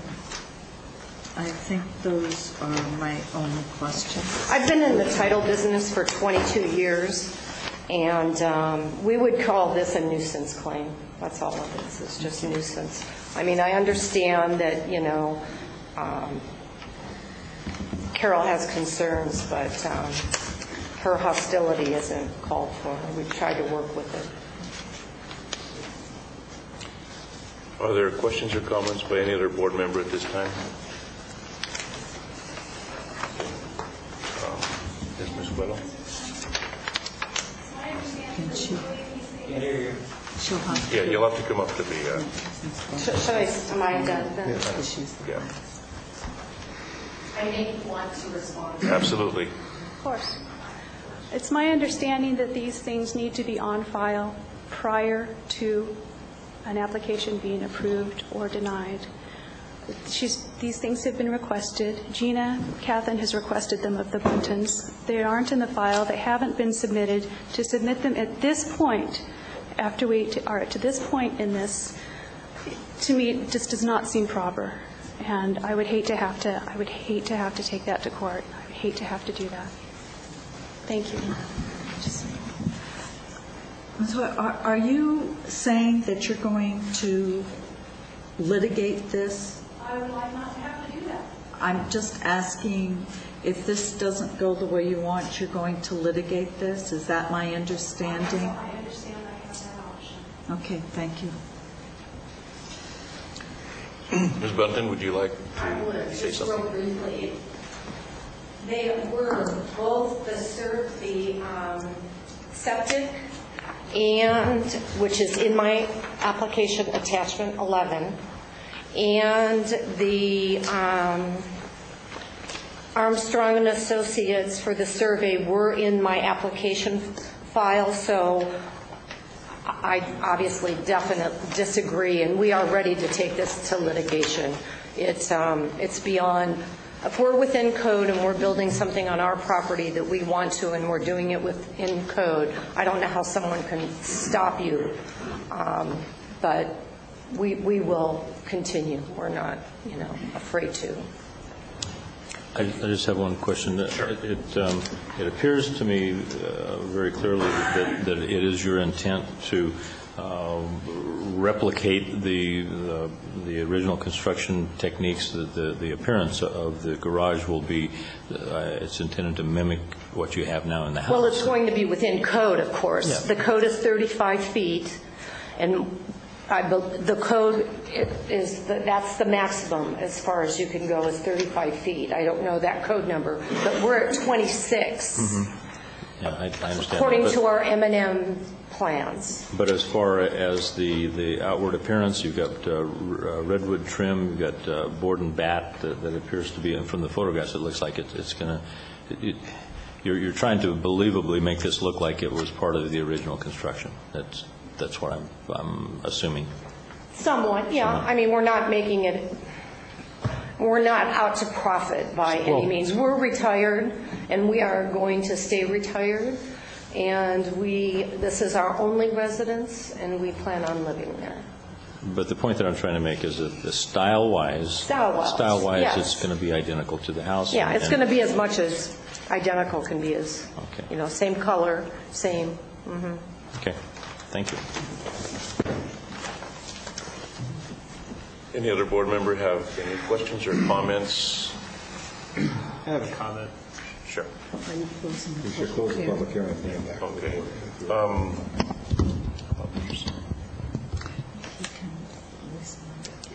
All right. Very well. At this point, we'll close the public hearing and bring it back to the board for comment. Mr. Selman, did you want to comment on some of the questions that were brought up? Yeah. Go ahead.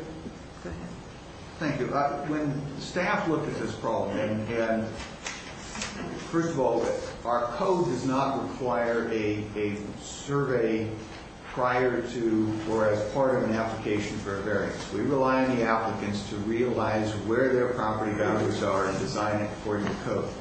Clearly, if there is a dispute as to where the property pins are located when it comes to actually building the project, whether it involves a variance or otherwise, the county has the right to require surveying and will appropriately locate those corners. You've got, and perhaps I misunderstood the statement, there is a drawing within this original application that replicates the survey of the original subdivision that created this parcel. And it's got bearings and distances. If that's what is referred to by the applicant, then yes, that's in file and it should be in your packet as part of the whole project. It's not identified as being prepared by Mr. Armstrong, but I think that's probably what she's referring to. The only variance is for the front setback. Okay, so the existing 10-foot, as shown on the application, is not subject to variance under today's application. That's going to have to be held. The county, when you look at the slopes, and I agree it varies across the face of that, depending upon where you measure, anywhere from 20% down to less at this most southern portion. We would anticipate that driveway is going to have to be reconstructed in order to make what is a west to the north turn in order to be safely usable, hopefully, through most of the year. The original proposal we had was basically a serpentine. You would have had to have either gone straight down what is clearly in excess of 20% slope off of the highway, or you would have had to have done a serpentine turn. It would have been a turn to the north and then another turn to the west in order to get into the garage that was facing the property. The location of that would have required a setback variance from the existing building and would have had what we felt was a greater impact than moving the building forward and rotating the entrance so that it would have but a single turn into the property from the roadway, would not require the removal of as many trees to the west of the building, and presumably and hopefully, in fact, have less of an impact on the adjoining property, which is approximately opposite the existing house on this property. So those were some of the considerations staff proposed when we requested they consider an alternate to the proposal as they had originally filed it. They did so and they addressed those issues. The state law, staff, if anything, has been accused of being pushy on trying to make sure that we are, in fact, only approving valid variances, and the fact that an area is subject to more than one variance is not unusual in this county. The fact that there are other properties that in order to develop may require a variance does not remove this from the requirements of the findings of state law, but in fact actually more appropriately validates the finding that there are unique circumstances. Typically the circumstances we talk about are the physical problems of locating on the property. Slope is the classic requirement for a variance finding that pretty much is upheld. The fact that there may be more than one property that needs a variance doesn't mean the variance shouldn't be granted. It means we perhaps should have used a little bit more care when we created some of these lots so that they could have been built with code, but that's behind us now. So we are seeing a transition from purely recreational uses to full-time. The county is trying to accommodate to the extent that is consistent with its codes that type of a use. We have looked at a number of options. We talked about the potential for a tandem single-car garage. If you look at the property, if you go to a single-car garage on a north-south orientation, that would mean one car would be inside the building, a second vehicle would be parked in the driveway immediately on that slope in front of the door, which, we have but 80 feet of width in total. So if you take the top 10 feet off as being outside of the setback, you have 20 feet in the garage, you have approximately another 20 feet for a second car length in front of it. That's 50 feet, and then your balance is taken up in the turn.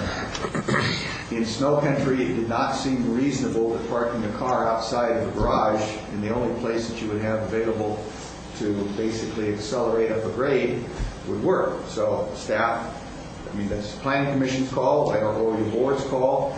They seem to agree that the tandem parking in this case did not seem to work if you're going to have one of them parked in the driveway. So if you do tandem, and that's 40 feet long, would be right. So then you could have 2 cars in the garage.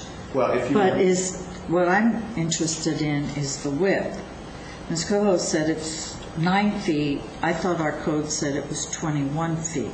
I think there's a typo in there. I mean, physically, you only need what would be a typical parking place, which would be 9 feet wide. Okay, so if it's 9 feet and it went on the west side, then we'd still need a variance then from the other side, because if it's an 18-foot setback from property line to house, you have a 10-foot setback, you need 9 feet, you'd still be requiring a variance. There does not appear to be a way of putting a garage on this without getting to some sort of a variance and greatly impacting this property. Okay, no matter which way you go, one side or the other, it's going to remove either trees or create very, very extreme slopes. It is a very difficult parcel. I think that is a fair statement that nobody will disagree with relative to the full utilization of this all year. So we were not talking, I mean, the proposals that staff dealt with was for but a single car garage with the tandem parking outside of it as the alternate, not a 40-foot long garage that would contain 2 cars parked tandem. That would create its own set of problems because then you probably wouldn't have enough room to make the turn out of that garage. So I think practically... And then it would have to be attached. You couldn't have the 10-foot separation. Even if you were on the I'd have to south side, the placement, but that's probably west side. On the west side, that'd be between the house and the other adjacent property. Right. Okay. Thank you. I'm sorry. Please proceed. I think that pretty much covered those issues because you're correct. According to the setbacks, there's no way to make that within the required 10-foot separation. We have a number of issues at play, and one of the considerations was the proposal to lower the height of the building as was proposed. What staff recommended and the client again agreed to was to rotate the orientation of the roof as they rotated the front or the entrance. By rotating the orientation of the roof and having the pitch of the roof running to the east and west, it also lowers the potential shadowing and it doesn't eliminate it entirely, but again, we're trying to have the least possible impact on the neighbor. There is not a height limitation. That was a cooperative agreement that the applicant did at the time. When I say there's a height limitation, I want to emphasize there is not a height limitation problem with this particular building. There is a height limitation of 35 feet, but this proposal is nowhere near that height, and therefore it is not part of our consideration as part of this variance. I believe that covered the issues that were raised. If I've missed something, I would certainly appreciate the question, and I'll be happy to address it. There was a question of staff amending the findings, and what staff has done, you will find in the staff report that the Planning Commission added its own findings to those that staff had presented.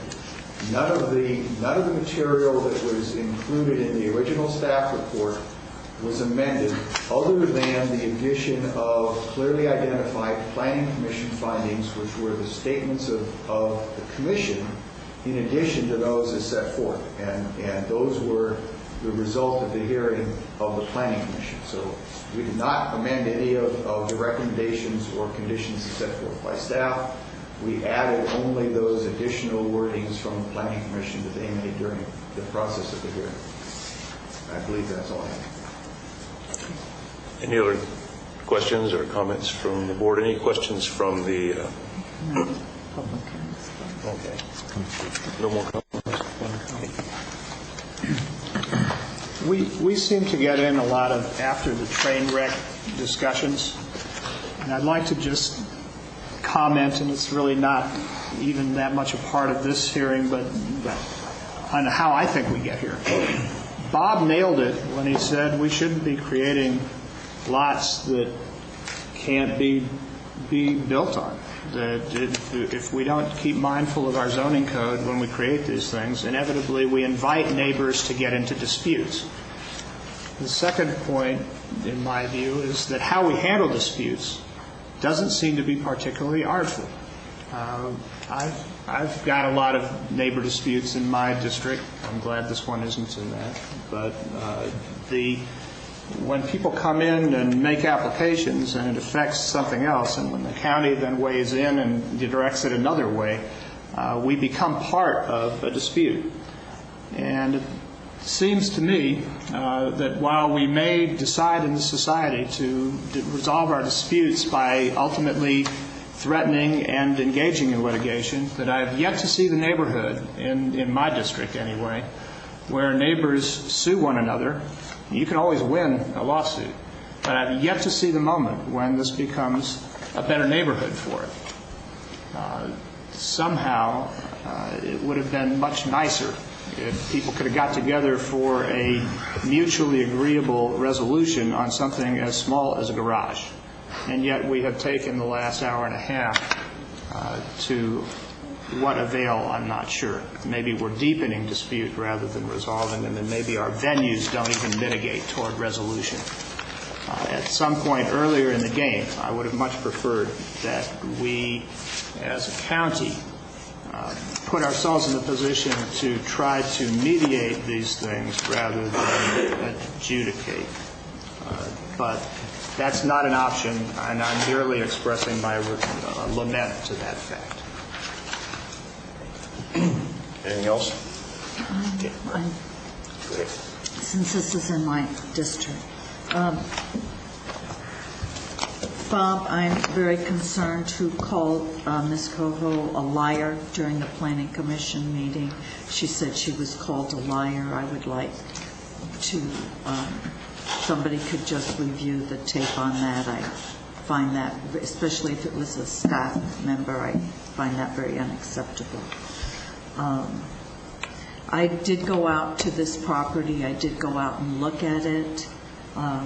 As all of you know, I am not into clear cutting of trees. A tree goes down and we hear about it, yes. We hear about it. So, but they did have a timber harvest conversion plan. It was posted on the property. I did see the strings on the property. I realized, and I walked the property, and I realized wherever this garage was built, there would have been trees that would have been taken down, whether it would have been in the back. The other side, I didn't see an option for the garage. I did talk to the Buttons about this too. We did talk about the option of making the garage attached to their house, which would have reduced the 10 feet, but it also would have been more of a blockage to Ms. Coho's house, because the garage would have been back and somewhat to the side of the house, which would have meant you would have had a structure even closer to the house than further to the highway. The tandem parking, I looked at that. I looked at it in relation to the other side. I didn't, the shed wasn't the issue for me. I realized that they would have had to get a variance again, but it would have been the other side, the parcel on the other side. I agree with staff that a variance would have been required, whatever they did to this, putting a garage on this. Whether they were full-time or part-time is not an issue for me. It's a property owner asking for the garage. The height was not the issue. I did go back and look at what Ms. Cole's real concerns were. She said I'd be willing to drop my objection if they'd modify to a one-car garage and a one-story building no taller than 16 feet with the orientation that was approved. Since they are building a garage that's within the code regarding the height, then that really becomes a moot issue because they have the right to build something less than 35 feet. And in terms of building a one-car garage, which would have been, even if it took the 9 feet by 40 feet versus what they're planning to do, there still would have been a variance. It would have impacted you, as I saw it, even more significantly, or it would have impacted the neighbor on the other side.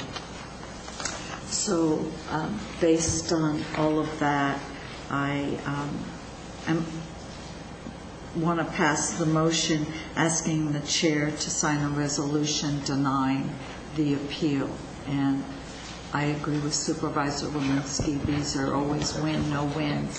And I wish that wouldn't happen based on the comments that we heard today and including proposed litigation. That's not something comfortable I like to hear as a board member. But I believe that we have to deny the appeal and approve the front setback variance. That is the only issue before the board. I'll second that motion. So, in other words, we are upholding the Planning Commission's. Correct. Exactly, yeah. Denial of the appeal means the variance stands. I second the motion. It's been moved and seconded. If I could speak to the resolution just for one moment. Yes. There is a typo on the resolution, and that is on the width of this lot. There's a bearing on the front of this lot, its turn point that's about 51 feet. The lot is actually 80 feet in width. It's shown throughout that way. I don't know where the 60 feet's coming in, but we would ask leave to amend the resolution to state it's 80 feet wide. Okay. I interpreted that because Mr. Miller talked about it. One was the exact parcel size. The other was the building size, how much building room. So, I mean, I understood that, but I think I moved at it as modified. Well, it says the boundary is 80 by 200. For development was 60 by 150. That's correct. Don't we want to leave that? I mean, that's just a statement of fact. As long as that's the understanding, that's fine. Okay. Thank you. And I just do ask buttons to make sure your property lines are marked so your neighbors on both sides of you are real clear that you're building within the side setbacks. Thank you. Okay, it's been moved and seconded to deny this appeal. All in favor? Aye. Aye. Any opposed? The appeal has been denied. I'm going to take a 5-minute recess, folks.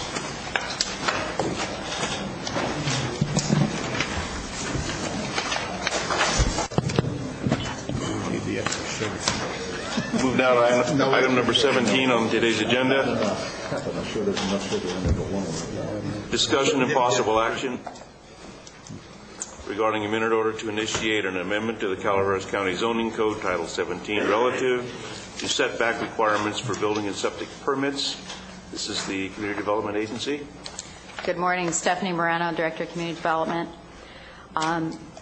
Just to refresh your memories, we had a discussion relative to setbacks back when we did a study session in the building department some time ago. We, at that time, thought that the board would give us some specific direction as to what they would like to see, but instead we were given direction to meet and come up with some recommendations, come back to the board for some changes to the ordinance. We developed a stakeholder group, and I'd like to thank the people that participated in that group today. Attended one or more of the meetings that we had. Doug Shin, Realtor, who's served at large. Lloyd Griffin, Realtor, who's served as a member, representative of the Board of Realtors. Matt Poole, Robin Peters, Steve Buckley, Ted Pedersen were all engineers that were represented on the stakeholders group. Maureen Elliott was a Realtor, also serving at large. Mike Boring and Rod Weathers served as representatives from the Builders Association. Dave Seidel was a contractor representing at large, and Donna Rowley, a Realtor representing the Board of Realtors. Scott Burr was a Realtor at large. So and I apologize if I've forgotten anybody in there. We also had staff, Brian Moss, Rob Houghton, Jeff White, Bob Selman, and myself in attendance at the meetings. We reviewed a draft recommendations that I prepared. There were numerous changes made. We had another meeting. There were more changes made, and we came out with this draft recommendation that the consensus of the committee was that it would be okay to proceed to the Board of Supervisors with a recommendation of approval. The process that I'm hoping for the board is, as you know, on a zoning change, the resolution has to go back to the Planning Commission through a formal process and back to the Board of Supervisors, but it has to be initiated here. Because we've had so many permits pending for a length of time, part of my recommendation is that you have given me some discretion to process those permits that were in need of repairs because of failing septic systems. I'm going to ask you to extend that discretion to any permits that come in that fall within these guidelines that look as if they would be appropriate at the time the ordinance is adopted, to allow me the authority to grant those now, either on a mini variance or an exemption basis. We believe they'd be exempt from CEQA because as a categorical exemption, and then proceed through the Planning Commission back to the board so that we don't further delay the processing of the septic permits. I believe there's members of the Stakeholders Committee here. If you have any questions. As you can see from the document, we didn't just talk about septic setbacks. We decided as long as we were involved in the issue that we would try to clarify other problems that have arisen in the last few months. So we talk about wells, we talk about propane tanks, we talk about other types of setbacks so that we can clarify the code, make sure it's clear and there's no ambiguities, or as little as possible for future permit processing. Stephanie, at what point do you think this will be brought to the Planning Commission and then to the board for introduction and adoption? As an ordinance change, it has to be given a circulation period to comply with CEQA, so I would anticipate it would be to Planning Commission within 30 to 45 days. Is that correct, Bob? Can we get it there? No later than that. Okay, thank you. And then after the board introduces and adopts, it's 30 days till it takes effect. Unless the board wants to adopt it as an urgency ordinance. I don't know if the criteria is in place for that or not. So. Thank you. Does any member of the board have any questions or comments about this proposed minute order? Perhaps after public comment. Yeah. Okay, is there anybody here in attendance today, the stakeholders group or others that wish to comment about this? Excuse me. Am I sign it again, or one signature good enough? No, you don't have to sign. Okay.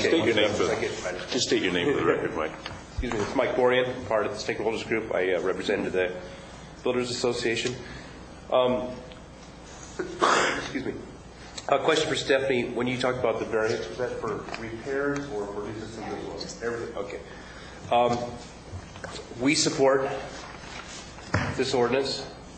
As presented, we do ask that we also support Stephanie's request that she be allowed to proceed as if this were, in fact, gone through all the process, adopting these setback requirements. It's notable that this document, if adopted, brings us back to how we were doing business in November of 2006, prior to somebody looking at the zoning setbacks, having a question on what exactly it meant.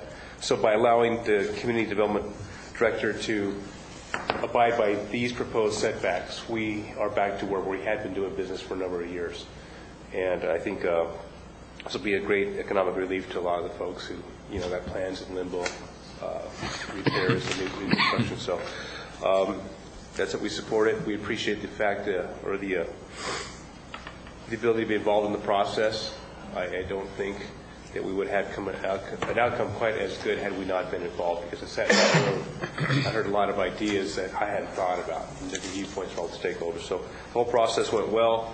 We support this, and we urge you to adopt it and to grant the community development director to grant the counter variances that would comply with the new setback requirements. Thank you. Any questions? Anybody have any questions of Mike Moran? So if I understand you correctly, you're making a request that this get implemented with the greatest amount of speed. Absolutely, as soon as possible. And in the meantime, until we go through the Planning Commission, the public hearing, all the process, we behave as if this were in fact in place as it was prior to November of last year. I just want to correct one thing that Mike said. Stephanie Moreno again. The rear and side setbacks are the same as business as usual. The front setbacks a little bit different, but was agreed upon by the committee. And there are some other changes to setbacks, so it's not exactly how it was back in November. But the committee agreed to what's in this document. Okay, I might have misunderstood. We're at a 10-foot setback for all leach lines and septic tanks, correct? On the front setbacks, right. Correct, and the side as well. The side is whatever is in the current setbacks for the health. Gotcha. Okay. So it's just a little bit of a variation. I just want to correct that. All right. Thank you. Right. Thank you. Thank you. Are there any other comments? Hi. Art Roberts again. I want to change hats this time. I live in Copper Cove. I'm the president of the Copper Cove HOA. The last item and this item fits right in with the problems that we're having down there. I would put out an invitation from the president to the planning department. We have an existing problem presently of our architectural rules and trying to redesign them, and we're right in the middle of a CC&R problems that we found to be illegal going back to all the way 1969. So we're really going down to grassroots. And I think this would be an ideal time if we could find a way to get the county and Copper Cove working together to develop proper codes and building procedures so we don't have to worry about variances as much. If, I'd like to put out an offer and an invitation as my guest, speaking from the presidency, it's not a board decision, that if we can have cooperation from the county to help guide us and help us, I think it'll be time-saving for everybody in the future. Thank you, Mr. Roberts. No other comments? Is there a motion for the minute? You have a question? Okay. Stephanie? I heard that Mr. Pedersen was a part of the committee, yet he wrote an email wanting changes. Mr. Pedersen was a part of the committee. He wasn't at the last meeting. I believe his email indicated that he understood the group was in agreement on this. Basically, and I don't want to misrepresent what he's intended, but what I got out of the email is he doesn't understand why we can't just abide by the health and safety codes and ignore the planning codes, and that's just a philosophical difference. Okay. I believe. Thank you. Thank you. Go ahead. Well, I'd like to modify the minute order and open to discussion. based on what the director's requesting and saying septic, for building and septic permits. The modification is until the ordinance is adopted, authorize the department head, and I'm saying department head because we're considering moving on-site septic, so it could be that if that occurs, that could be that Brian Moss might be involved in that process too.